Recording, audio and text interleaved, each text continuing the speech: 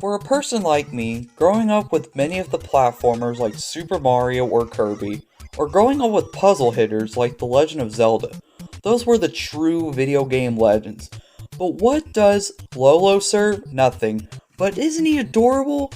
Lolo has no specific ability like running, jumping, or even fly. Poor guy. However, with all the lackluster, he has an extraordinary IQ. In the Adventure of Lolo series, there are 3 Game Buster NES releases besides the Game Boy alternative, and it was developed by our good pal Al Laboratory, which made the Kirby franchise. In this video, I will review each of the 3 Lolo games in order, so without hesitation, let's get our thinking caps on.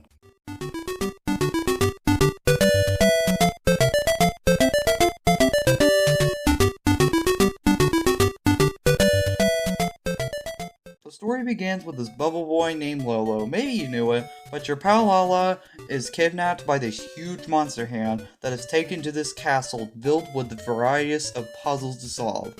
I love the mini animation intro of the first game, which is just spot on details for a 1989 NES video game.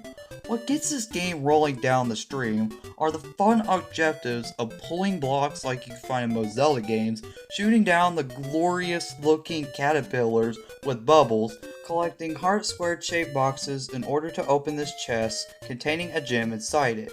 After that is being collected, a door will await you and progress through each room to room with 5 different puzzles until you reach the next floor. This will vary of using your logic by knowing what every enemy do and does, bells and whistles, and such. Less safe to say that the controls are unresponsive, but it may be because it's my fault for gaming over like 200 times. On topic, the mistakes you make will make you go insane while hearing this stupid music, but I actually like this music still, but which will make you put you into a tantrum. If you're those people, the good news is that you have a password system to continue where you left off. This, my friends, is what every game needs for passcodes, but sadly, you don't find them in newer games like now. Anyways, when you get stuck in these levels, when you need to redo, simply you press the overkill button. I find it useful, but it wastes a life. Every level was very fun to play, making me coming back with a grin on my face. Despite the music overplayed, sameness of levels, or frustrations, I love this game a lot, which including with awesome animation, simple and hard gameplay, and the experience that is worth the play.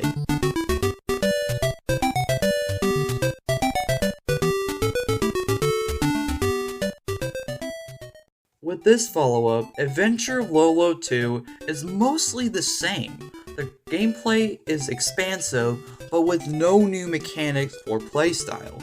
This sequel adds new looks to a few monsters at least, and still 50 new levels just like the first game. The second one will not make you very bored because there's always something new to throw into your tables. And also, re-entering passwords are inputted differently, by example, Pro A, Pro B, Pro C, or Pro D. This does introduce a new idea from the original, although there could have been a little more changes. On the very good note, it still has those incredible animations, and it still feels like it's a brand new game, even though there's no new mechanics, but this game definitely does present well as a classic.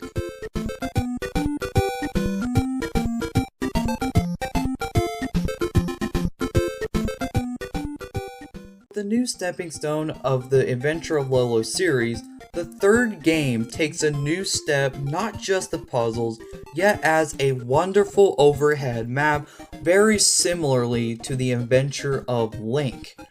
This does locate to the castle, but afterwards you would go to these volcanoes, to towers, and so much more.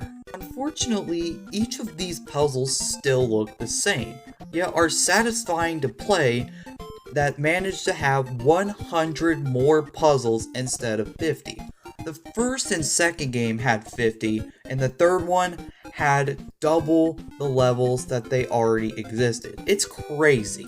The game still looks excellent, declaring that this is one of the best puzzle games on the NES next to Tetris respectively. With all of my time playing through all of these Adventure Lolo games, I have never managed to beat any of these games. But giving all of these games a score out of 8.5 will make me win those infuriating levels.